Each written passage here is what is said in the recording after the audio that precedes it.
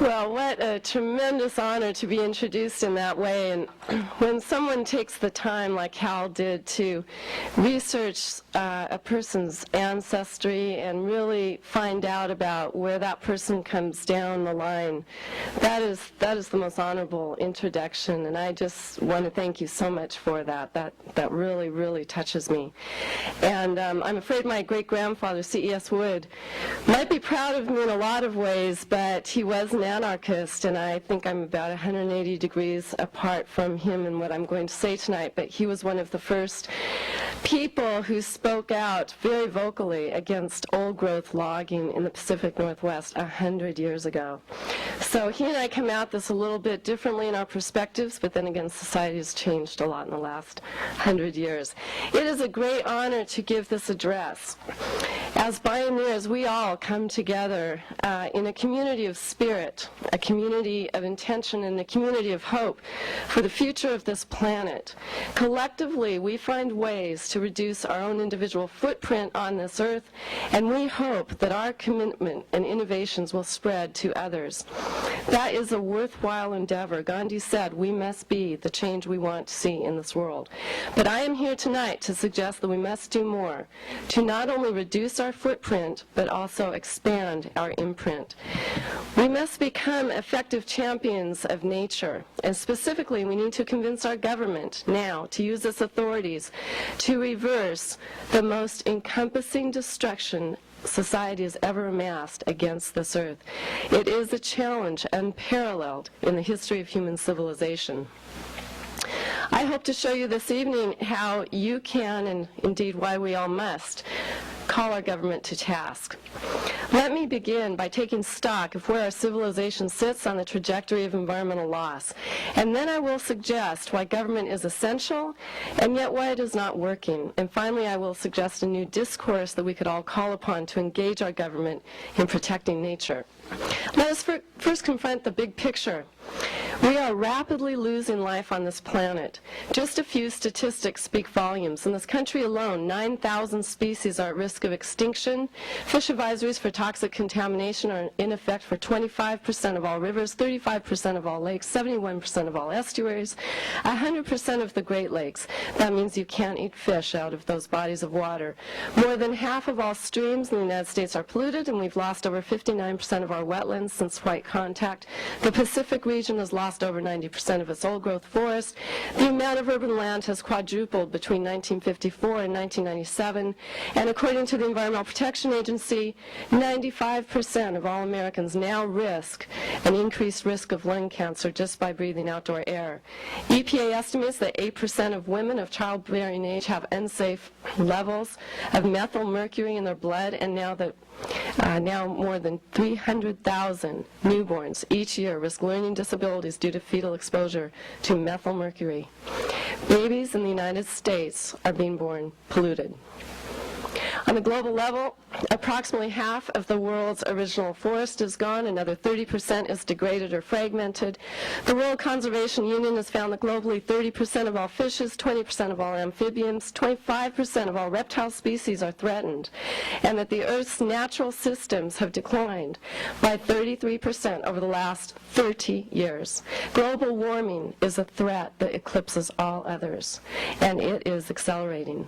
Carbon dioxide, the main contributor to global warming, has reached a level in the atmosphere higher than any time in the last 650,000 years, and likely higher than any time in the last 20 million years.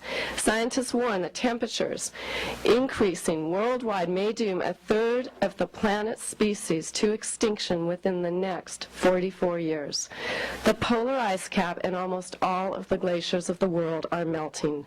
Greenland is melting. It would be sheer fantasy to believe that these statistics are endpoints. Rather, they are mileposts along a road that leads to a very clear dead end for all of us. The 25% will turn into 75% and then 100%.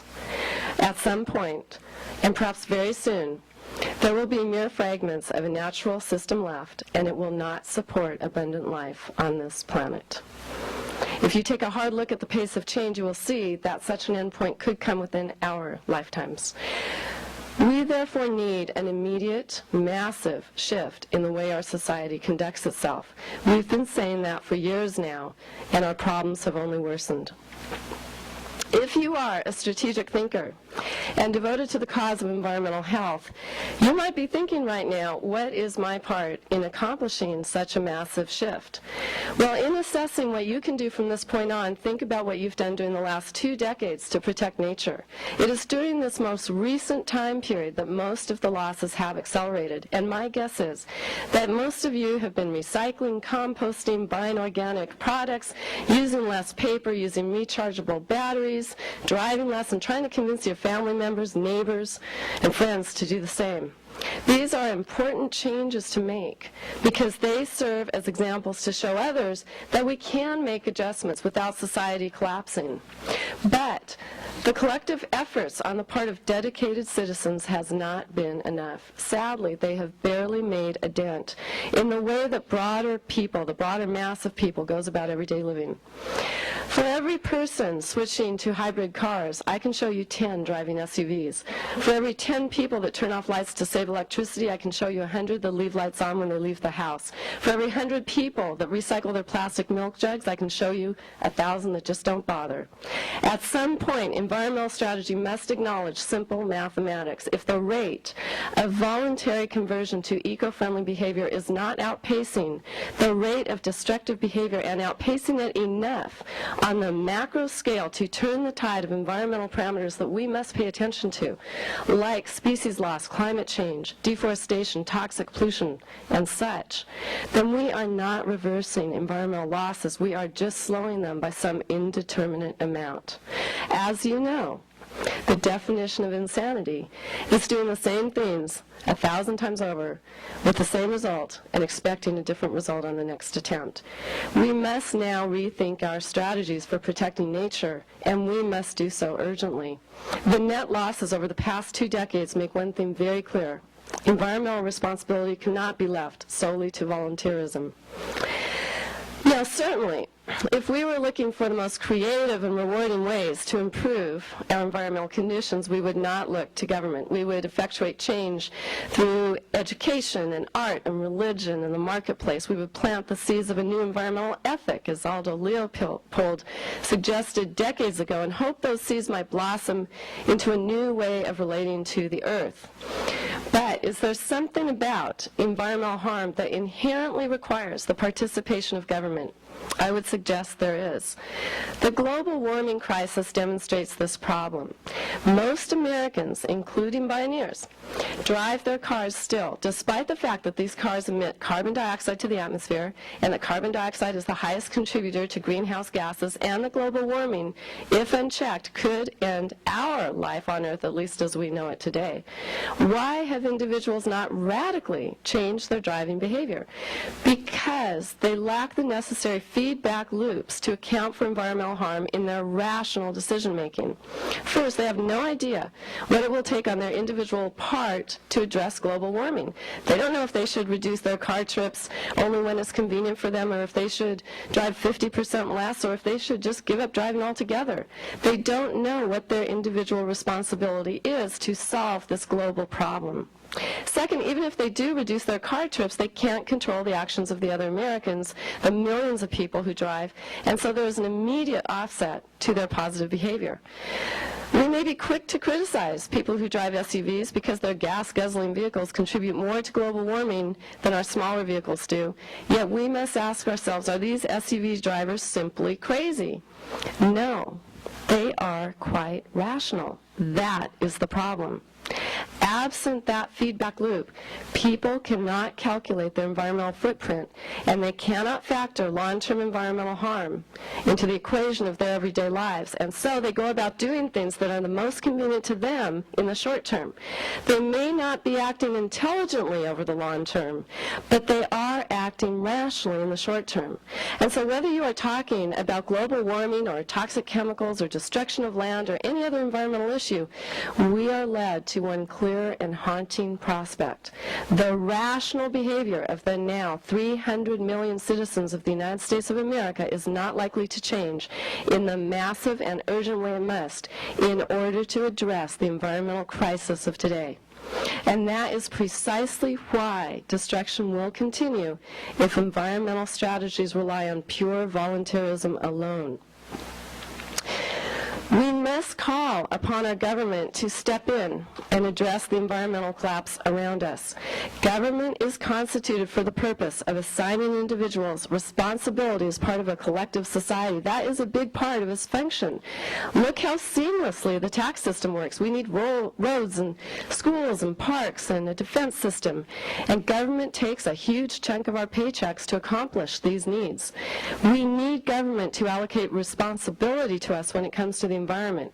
Have we forgotten, amidst the anti-government mindset that pervades America right now, that the most fundamental duty of government is to provide for the health and welfare of the citizens?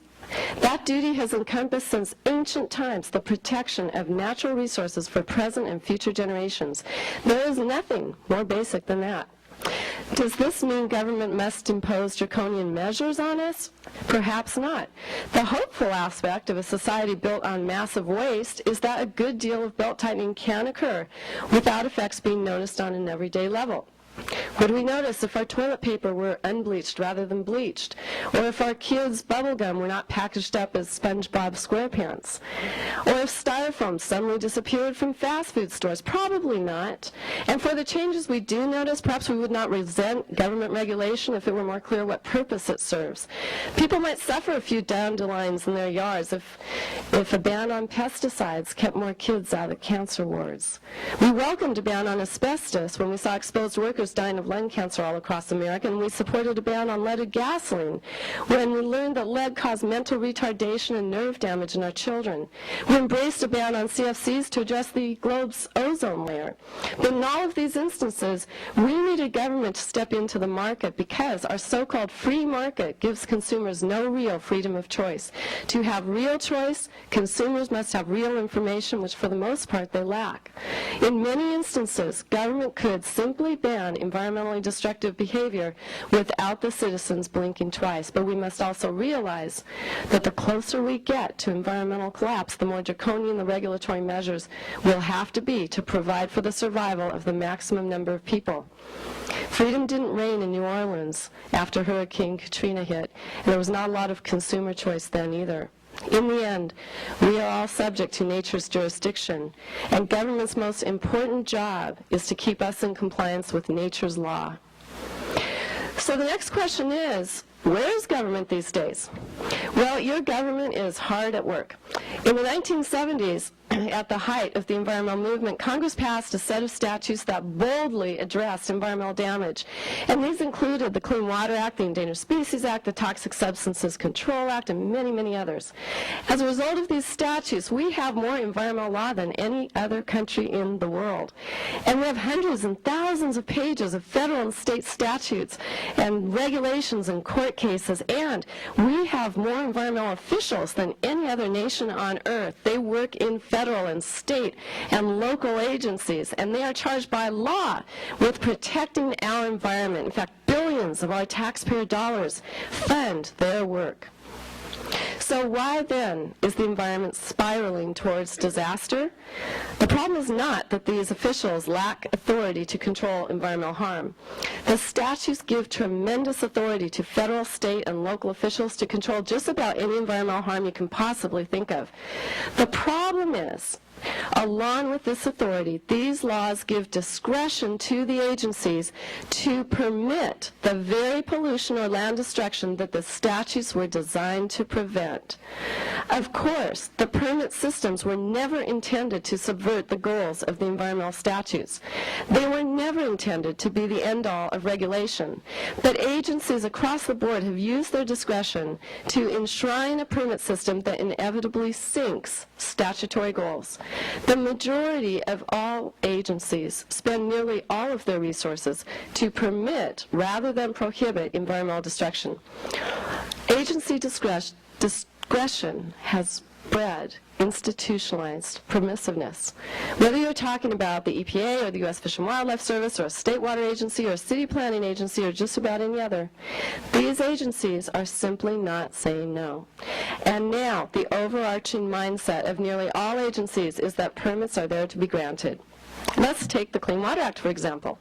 Congress passed the act in 1972 and declared the national goal of ending, yes, it says ending in the statute, all pollution to navigable waters by 1985. Permits to discharge pollution were to be issued for just 5-year terms. That, too, is right there in the statute. And businesses were to adopt new technology in the transition time to eliminate their discharges. But EPA and the state agencies started issuing permit after permit, and soon it became the agency's way of doing business. We are now 20 years beyond the date by which we were to have no more pollution in our rivers, and yet pollution is now worse than ever. Of course, rivers are not catching fire anymore, but don't let that fool you. There are toxic chemicals never heard of back in 1972 discharging into the waters, bioaccumulating into the entire food chain, and ending up in our bodies. Now we have so much pollution. The EPA's 2000 strategic plan says, and this is a direct quote, polluted water and degraded aquatic ecosystems threaten the viability of all living things. Right from EPA. Environmental law was not supposed to work this way. The entire premise of administrative law is that agencies are neutral creatures and will use their discretion to serve the interests of the public. In reality, though, most agencies today use their discretion to further political ends, and the politics of the day make it hard for them to say no to pollution. The discretion built into the law works as a political club. Public servants in these agencies are stormed by developers, vetoed by their supervisors, taken to the mat by senators, and often risk losing their jobs if they say no. So drawing the line against environmental harm is often career suicide. Moreover, this line-drawing paradigm is devoid of any human value system to serve as a counterweight to political pressure. While Congress wanted us to have clean air, pure water, and recovered species, aspirations we, the public, could identify with, the line-drawing paradigm we've slipped into substitutes an entirely new focus. How much pollution and resource scarcity can we impose on society? It is rather like starting with a just say no to drugs approach and then asking how many drugs we should give the addict. The addict will never want us to draw the line, and that is precisely why we are reaching an endpoint with so many resources. Agencies keep doling out these permits until they have the sense that the next one will break the camel's back. But you can see the problem with that approach. You are left with a very diminished camel. So it is with all of nature. That is why we have desertification, deforestation, a hole in the ozone layer, dead oceans, and an atmosphere dangerously warming up. To illustrate how detached environmental law is from any human value system today, consider the way in which EPA looks at human exposure to toxins.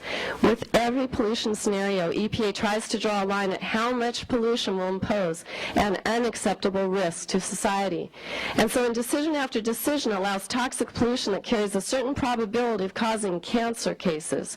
These probabilities range from 1 in a million, which is expressed as 10 to the minus 6, to 1 in 10,000, which is expressed as 10 to the minus 4. And everybody knows this is a shell game. The real burden of toxic chemicals is far greater because we all get assaulted on a daily basis with a number of chemicals, each of which carries a risk factor.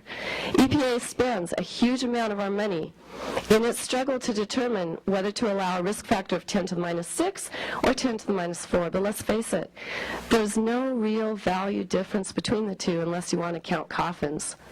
Both lead to the graveyard. It doesn't take a toxicology PhD to figure out that the toxins EPA permits are causing cancer rates that are soaring in our communities. Show me a family today that doesn't have some family member, a brother or a sister or a cousin or a parent or a grandparent diagnosed with cancer. Breast cancer rose 25% in just 15 years between 1973 and 1988. When children aged 1 through 14, cancer now causes more death in the United States than any other disease in that age group. And overall, children's cancer has climbed 10% in the last decade alone. Yet EPA continues to allow more and more toxic pollution into our airs and waters, telling us it's okay to cause cancer to a modeled number of people. This sniper-style regulation is never questioned. There's no discussion of whether the human sacrifice implicit in these numbers is justified by any social good resulting from the particular industry and its products. EPA's approach makes it a direct participant in a discretionary chain of death. One might fairly ask, is the day far off when EPA will tell the public 1 in 100 cancer cases is tolerable, or 1 in 10? Unfortunately, there are few citizens at the gates of environmental law clamoring for a new set of values. Quite the contrary. We have a very passive population today. It is precisely because we have the most developed set of environmental laws in the world that our citizens rather naively believe they must be working. Moreover, for those who know it's not working, the impenetrable complexity of environmental law has largely muted their voices. The agencies, you see, have created a monster from their statutory authorities. Every regulation is so weighted down by acronyms and techno-jargon that we hardly know what they mean anymore. We have ARARs and TMDLs and TSDs and SIPs and BIOPs and BAs and RPAs and PRPs and EFHs and ESUs and hundreds of other acronyms. And if the public wants to advocate for pollution control, it should know the obvious differences between best control technology, best available technology, best available control technology, best available control measures, best available demonstrated technology, best available retrofit technology, best demonstrated available achievable technology, best demonstrated control technology, and best demonstrated technology, among others. Great. Those are actual terms found on EPA's website. They're in all of the pollution laws. We cannot expect people to fight pollution using this language. As one judge aptly described, the legal framework is mind-numbing. Agencies have so complexified, that's our new word, their permit systems that the average American is left at the gates. Because, you see, complexity operates as a wonderful shield from scrutiny. Without an engaged public voicing core environmental values on a regular basis, a very different set of values steers the agency's discretion. A shrill call of private property rights is heard in the halls of almost every agency every day. Asphalt plant operators and chemical manufacturers, land developers and timber companies, auto manufacturers and computer chip makers, industrialists and individuals of all sorts scream out to these agencies not to draw that regulatory line on their activity, because doing so would impair their private property rights or their short-term economic goals. This private property rights movement has coward officials at every level of government. And when this bureaucratic oppression continues long enough, the status quo takes hold and changes the very mindset of the agencies. You see, the people working within them get mind numb and they develop tunnel vision. The bureaucratic processes become the end-all of their work and they fail to see the big picture. Then they start to doubt that they even have authority under the law to just say no, and then they create a new reality. And the deeper they get into this morass of environmental law, the more they shed accountability to the public and to the core environmental values of protecting resources. It is at that point that you start to hear people in agencies saying, it's not my job, or there's nothing I can do, and then it becomes, I don't have the authority, even if the authority is plain and clear in the statute. And then it becomes, I have the authority, but politically I just can't do it. And when you start to hear that last statement, and we've heard it a lot lately, you know the agency has collapsed from the inside out, because all of administrative law is premised on the assumption that agencies are neutral creatures that are supposed to carry out statutes. So when the agencies start prioritizing their political standing over long-term public welfare, that is a clear signal that this branch of government has shut down and government is no longer serving its intended purpose. That is a dangerous situation for all of us. Indeed, these dynamics are driving the most catastrophic danger we face, global warming. Just 2 years ago, 48 Nobel Prize winning scientists warned, and this is a quote, by ignoring scientific consensus on global climate change, our government is threatening the Earth's future. The United States is responsible for 30% of the greenhouse gases causing global warming, yet EPA has still not regulated greenhouse gas emissions. Now, the Clean Air Act clearly says, and I'm going to quote in Section 202A1, quote, the EPA shall prescribe standards for any air pollutant from new motor vehicles which in its judgment cause or contribute to air pollution, which may reasonably be anticipated to endanger public health or welfare. There's the authority right there. for controlling carbon dioxide. But top government lawyers have amassed all their legal talent to argue that EPA, the only federal agency charged by Congress to control air pollution, can sit back and do nothing about this monumental problem that faces us all. In fact, rather than using its authority to avert global warming, EPA is spending its time telling us all to just get used to it. In June 2006, EPA released this guide, the Excessive Heat Events Guidebook. Its cover has a picture of a small human hand held up in vain, trying to block the beating sun. The first line of this guidebook says, excessive heat events are and will continue to be a fact of life in the United States. For your convenience, EPA has given this new fact of life an acronym, EHE, excessive heat event. And just a few lines later, the guidebook says, quote, EHE conditions can increase the incidence of mortality and morbidity in affected populations. Well, that's certainly true. In the summer of 2003, 35,000 Europeans died from a massive heat wave, but EPA won't regulate. Get used to your new facts of life, Americans. Well, 12 states have taken EPA to court over its position, arguing that EPA should regulate carbon dioxide emissions under the Clean Air Act. But those states lost in the D.C. Circuit Court. It's now on appeal before the Supreme Court of the United States. That D.C. Circuit Court said the EPA has the discretion to decide not to use this authority under the Clean Air Act to regulate greenhouse gases. People, it's as if your house is on fire, 20 fire trucks are in the driveway with hoses drawn, and the fire chief is saying, no, I have discretion not to take action, and the judge agrees. It is time to frankly admit that environmental law is built on a house of cards that rests on a faulty premise. Vesting so much discretion in the agencies was an experiment in administrative law that had 35 years to yield results, and now we are running out of time to reverse the damage.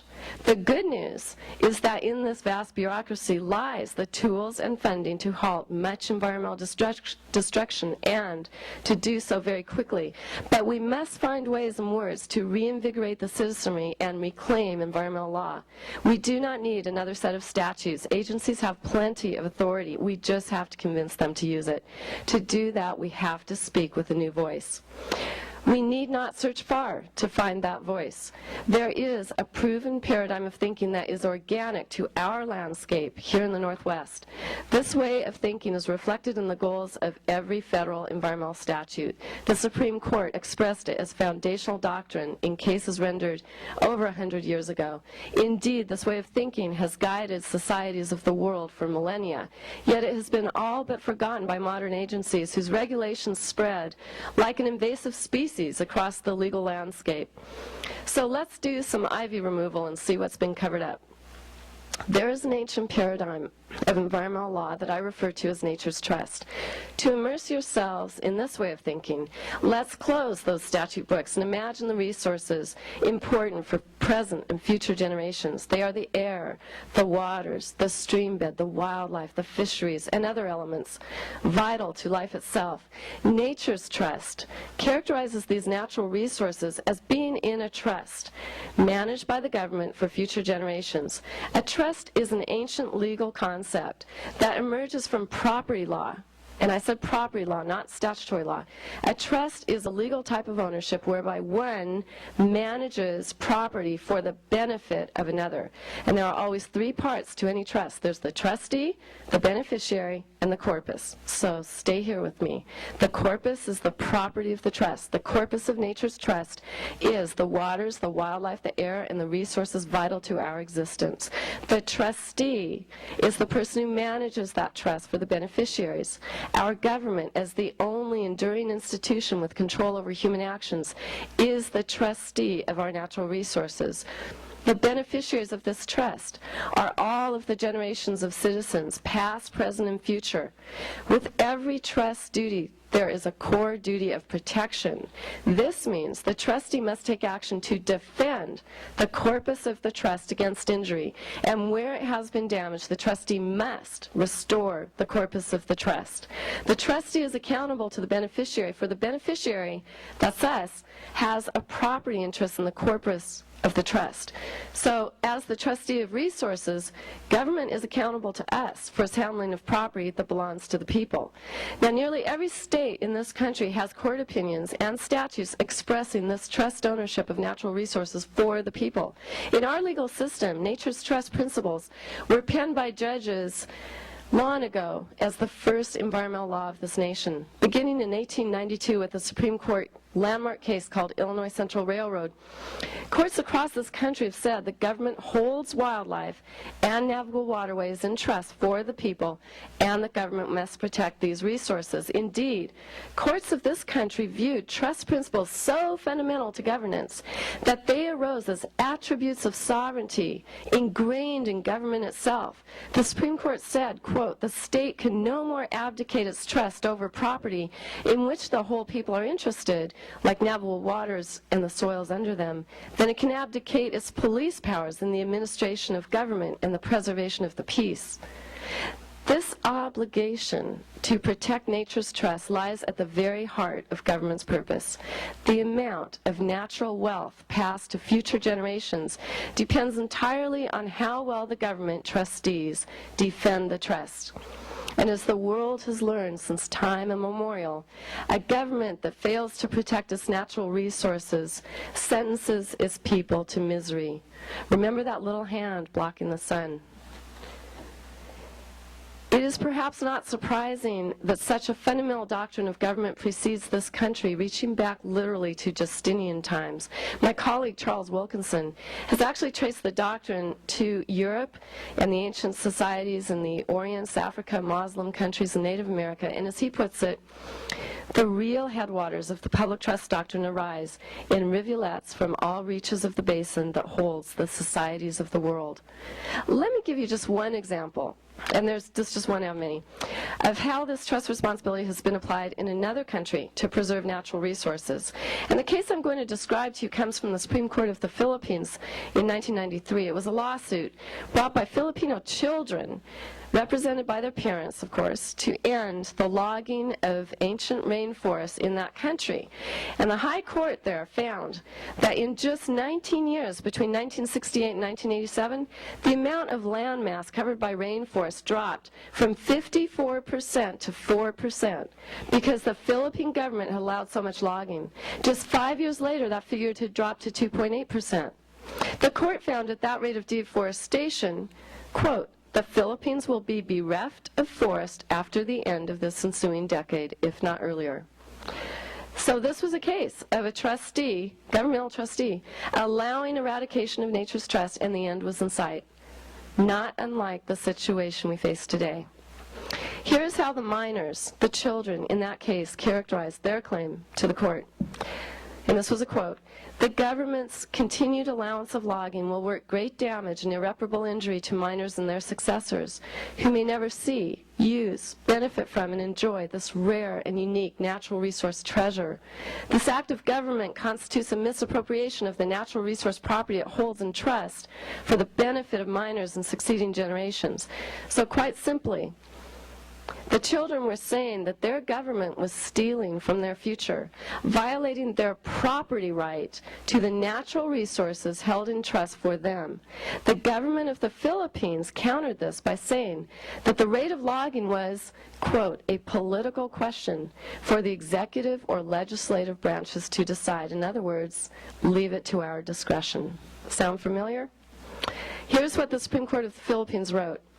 And it's in every textbook I know of in international environmental law and many natural resource law textbooks. Here's what the Supreme Court wrote.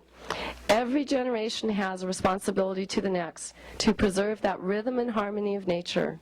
The right to a balanced and healthful ecology concerns nothing less than self-preservation and self-perpetuation, the advancement of which may even be said to predate all governments and constitutions. They are assumed to exist from the inception of humankind." And so the Supreme Court of the Philippines held in favor of those children and used its authority to end all logging in the Philippines. And this is how it ended its case, its opinion. It said, "The day would not be too far when all else would be lost, not only for the present generation, but also for those to come, generations which stand to inherit nothing but parched earth, incapable of sustaining life." So there you have it, a doctrine of property law expressing a property right to natural inheritance for the children of the world. It is important to recognize that for thousands of years, until the most recent blink of human time, these same principles formed the controlling legal paradigm on this landscape we call the United States. Until about 150 years ago, the native nations controlled this vast territory. They were the sovereigns who managed the natural trust across all of this land, and they recognized that human survival hinges on nature's resources. And so they developed a system perfected over literally thousands of years of governance to ensure that those resources would be available to their generations distant in the same abundance. Though tribes did not describe their laws in Western terms, the governing sovereign mandate across all of Native America was and still is a trust concept. Tribal leaders speak of natural law, which designates them as stewards of the air, the waters, the plants, and the animals. The very core of their governmental responsibility was preserving resources for future generations. You've heard the ancient Indian proverb, "We do not inherit the earth from our ancestors, we borrow it from our children." And most of you may know that in traditional governing systems, decisions are made with the voice of the seventh generation at the council. Perhaps you think of these native principles as poetic reflections of a noble culture and nothing more. No, this principle of protecting resources for coming generations is at the same time both a religious principle and a principle of governance. You see, in native traditional governing systems, there's no gap between law and religion. It is one and the same. I mentioned earlier that our agency's allowance of environmental destruction occurs in a moral vacuum. It is instructive that nature's trust paradigm has a moral imperative at its core, the duty towards future generations. This is an environmental value that speaks universally to all cultures, all ages, all classes, because it makes all of us direct participants in the chain of human life.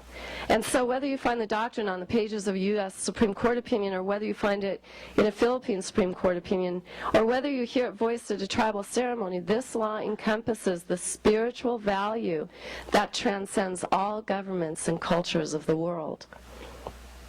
I want to show you how different we view our natural resources when we look at them through a trust lens rather than through the lens that our agencies have created in the morass of regulation. Let us consider the great salmon runs of the Columbia River Basin. The corpus of this trust has existed in some form for 5 million years. Until just 150 years ago, the Columbia River tribes were the sole trustees of the fish and waters of this basin.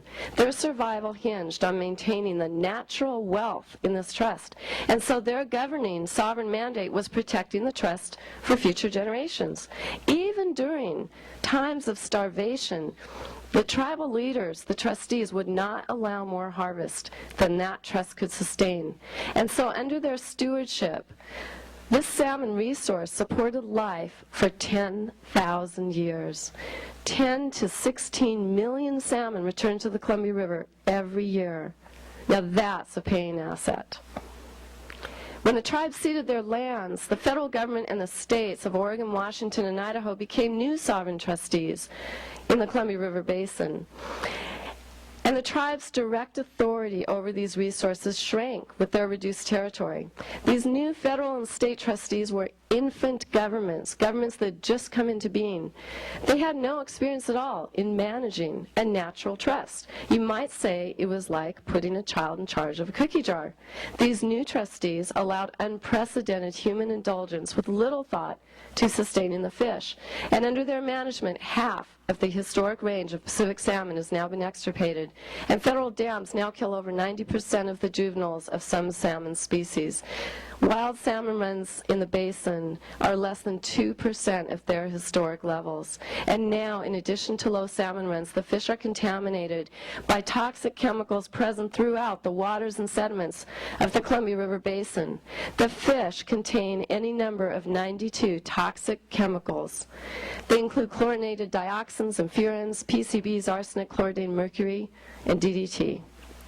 So the Salmon Trust, a trust asset that belongs as property to the non-Indian and Indian people of this region, a trust that just decades ago supported the world's greatest commercial fishery, has now been nearly fully eradicated, and what is left of it is being poisoned.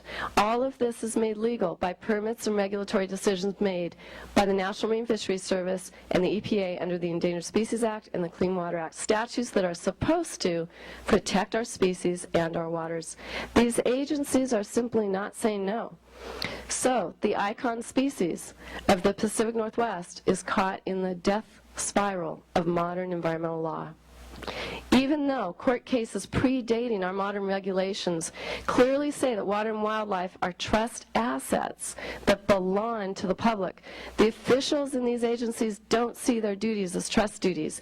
In decision after decision, they allow further harm to the salmon. The Fisheries Service now says that the ESA does not require recovery of the salmon resource. Populations can just hover at extinction. Now, if you were the beneficiary of $16 million in a trust account and the trustee permitted this kind of phenomenal loss, you would not just sit by. Your trustee has the core duty of protecting and restoring your trust. Yet the tribal trustees are the only government speaking in these terms. They call for rebuilding the Great Salmon Trust to harvestable populations and cleaning up the rivers so that fish are safe to eat in large quantities again. Amidst the tangled regulatory jungle that federal agencies have created, tribal leaders speak with a deeper voice that echoes back through millennia. Well, by now, you must be wondering how citizens can tap these fundamental trust principles to steer our agencies in a different direction. Well, recall that the major dysfunction in environmental law today is that agencies are using their environmental statutory discretion to permit environmental damage. The regulatory techno-jargon provides no moral standard to guide their decisions, and so officials within these agencies, remember, prioritize the private property rights of those seeking to profit at the expense of our trust, because those are the loud voices that make themselves heard every day. The public is overwhelmed and dizzied by the complexity of modern environmental regulations and isn't speaking in clear terms to the fundamental duty of government. And yet, all of the modern environmental laws were passed against this framework of trust responsibility. The National Environmental Policy Act, which we call NEPA, has a national goal to, quote, fulfill the responsibilities of each generation as trustee of the environment for succeeding generations. Right there, you have it. So the trust responsibility is there, but people working in the agencies have lost sight of it. Members of the public should begin thinking of themselves as beneficiaries with a clear property right, a property right that is antecedent and superior to many individual property rights. They can begin holding their government accountable under a trustee's measure of performance rather than under a set of incomprehensible regulations that shield agencies from real accountability. Long ago, when a railroad company used its private property rights to harm the shoreline of Lake Michigan, the U.S. Supreme Court said, and this is a quote, it's my favorite quote in environmental law, the Supreme Court said, it would not be listened to that the control and management of Lake Michigan, a subject of concern to the whole people of the state, should be placed elsewhere than in the state itself. You can practically hear those same justices saying today, it would not be listened to that government would let our waters be poisoned, our air polluted, our species eradicated, and our atmosphere dangerously warmed in the name of individual private property rights. Bioneers, go out and stake a claim in nature's trust on behalf of you and your fellow citizens. Your trust is being destroyed all around you. Now, don't try to save all of Nature's Trust by yourself, you can't possibly. And the mere attempt will send you crawling into a Starbucks where you'll spend the rest of your day as a disillusioned and depressed recluse. But you personally can stake out a tangible part of Nature's Trust and make it your responsibility as beneficiary. It may be an aquifer or a tree, or a river, or a wetland, or a species, or an airshed, or a forest, or an ocean, or maybe, just maybe, the planet's atmosphere. Remember, agencies have authority to protect our environment, but they also have enormous discretion to allow its demise. Each agency is like a stadium with a huge political playing field. The private property rights movement knows this, and they are out there on those fields every day. They are meeting face-to-face with the regulators and are shouting their property rights. And the beneficiaries of the trust, the public, are outside the gates and not making their voices heard. Government officials today often complain that no one shows up at hearings, no one writes letters, no one spends 5 minutes to send an email against a proposed development. Well, modern environmental law does one thing, and perhaps only one thing well. It informs people of the destruction of their common property and tells them what agencies are permitting it. You'll see these notices in the paper and posted on land, and you can sign up with agencies to be notified of permit decisions. So Bioneers, find those stadiums, walk right through those gates, and start making your voices heard on those playing fields. In nearly every case of environmental destruction, there are 3 levels of government with authority: local, state, and federal, and there are several agencies working at each level. Therefore, you have many stadiums to play in. You'll win in one of them. Remember, it just takes one. So find that state official who is poised to approve 58 new toxins to an asphalt plant permit and reorient his perspective. He's never been told this before. Point out that the public owns the airshed and the state is a trustee with a duty of protection. Allowing further harm is not protection. If the private property rights movement steered environmental law this far to the brink of irrevocable loss, a public property rights movement can steer it back. Above all, enlist rather than enrage your agency officials. Remember, we need government now more than ever. Get to know these trustees personally, befriend them, have respectful conversations with them face to face. Bring them to the site, organize a meeting, and let them see up close that part of Nature's Trust that hangs in the balance of their decision. Do not succumb to the discourse of environmental gibberish, and above all, do not shy away from property rights. Bring them on. You are defending your property to public assets held in common on behalf of you and your children and your descendants along down the line. Find other beneficiaries who have the same stake in Nature's Trust and start holding meetings. Build a team of beneficiaries who will stake out your common claim with you. And out of the woodwork, or concrete, will come soccer moms and stay-at-home dads and real estate agents and corporate presidents and Rotary Clubbers and Sierra Clubbers and SUV drivers and truck drivers and Bridge Club members and Canoe Club members, and they'll all be sitting next to each other. And then you'll see Republicans and Democrats and widows and kids and Christians and atheists and natives and newcomers, and they'll all be speaking with one voice because they're all beneficiaries of all sorts. You will all come together as a new community around the most fundamental ties that you share once you decide to stake your claim in Nature's Trust. And pretty soon, you'll stop thinking of this work as another burden of life, and you'll start thinking of it as your legacy, your collective legacy that you share with the other beneficiaries who just happen to be on Earth at your time. And together with all of your different talents and perspectives, you'll find those heroes in the agencies and you'll free them from mind lock, and they will start using their authority to protect the survival resources that we need for our common future. Now, will all of this take a hefty chunk out of your precious spare time? Well, here's how I think of it. Remember that hand reaching up in vain to block the beating sun? I think of it as planning for my future. Spare time is what I have left over. So no, it doesn't take away from my spare time at all. Engaging your agencies to protect nature will pay off. Once a few agencies become reoriented to their duties, momentum will build into a new value system that moors environmental decision-making.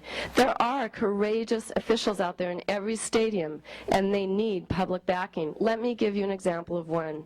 On September 20th, 2006, just a few weeks ago, the Attorney General of California brought a lawsuit in federal district court against General Motors, Toyota, Chrysler, Honda, and Nissan for their contribution to global warming. The complaint was simple. It said that these car manufacturers have produced a fleet of cars that account for 9% of the world's carbon dioxide emissions, and those emissions are creating a public nuisance.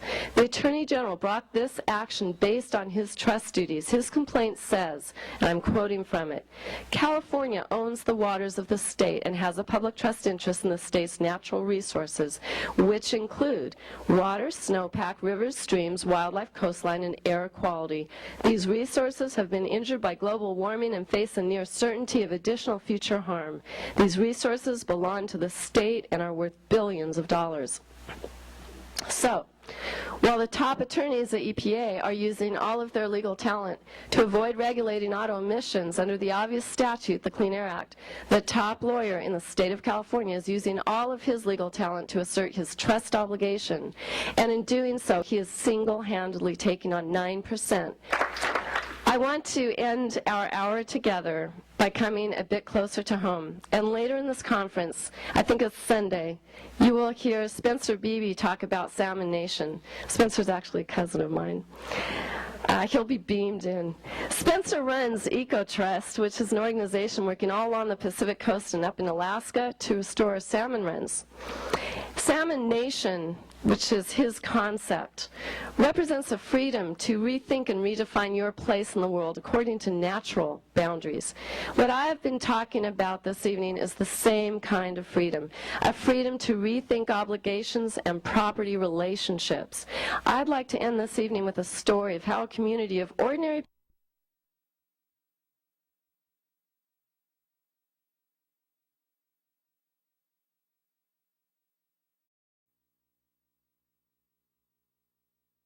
Well, 5 years ago, a developer got hold of that private property on one side of Joseph's Creek and set out to do what developers do, take out a large number of trees and put in new construction.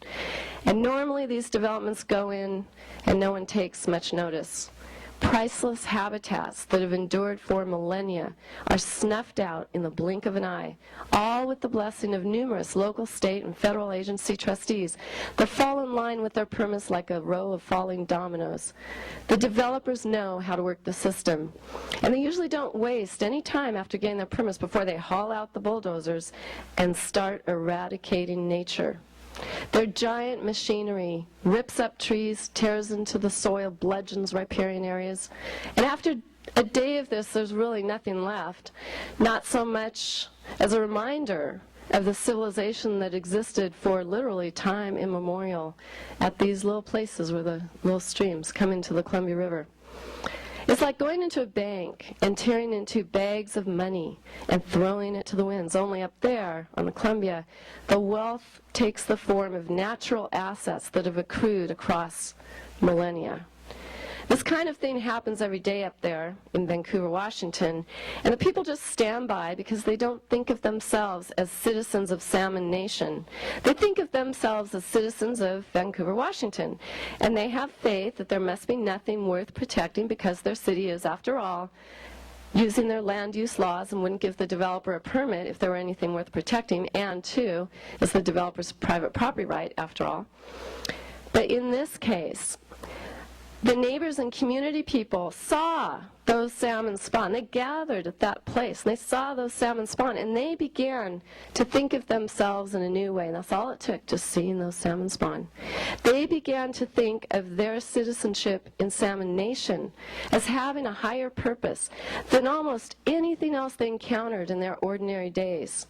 And so they began advocating for these chum salmon. They claimed the salmon as their property that they shared through the ages with the rest of the citizens of Salmon Nation. And they brought their regulators out to see the salmon spawning, and they invited Columbia River tribal people out there to give blessings and speeches that these regulators then heard. And those tribal voices spoke of obligation to those fish and obligation to future generations. And those words stirred more hearts than any regulatory gibberish under the Endangered Species Act ever could. And pretty soon, school children and retired people and local workers from Frito-Lay potato chips and Hewlett-Packard computers, historians and fishermen and educators and scientists all came out, and they all spoke of stewardship. And the press ran stories on this because one of the oddest things was that people of all political persuasions and backgrounds were coming together as one voice. Well, unfortunately for the fish, it became clear that the agencies legally charged with protecting those salmon, the National Marine Fisheries Service and the Washington State Department of Fish and Wildlife, were not going to use their regulatory authority to stop this development. So it would have wiped out one of the last 3 spawning grounds up there. But the community didn't give up. Remember, there's always more than one stadium. So they turned to their local planning department and told them there is no other trustee left to save this chum habitat.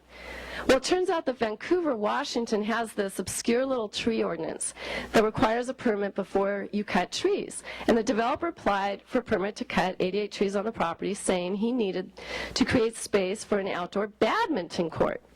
Now, this seemed a strange sort of thing. After all, how many people play outdoor badminton up in Vancouver, Washington? You know it rains a lot there. But it seemed clear that the tree permit would be granted because, after all, most permits to destroy nature are granted without much thought.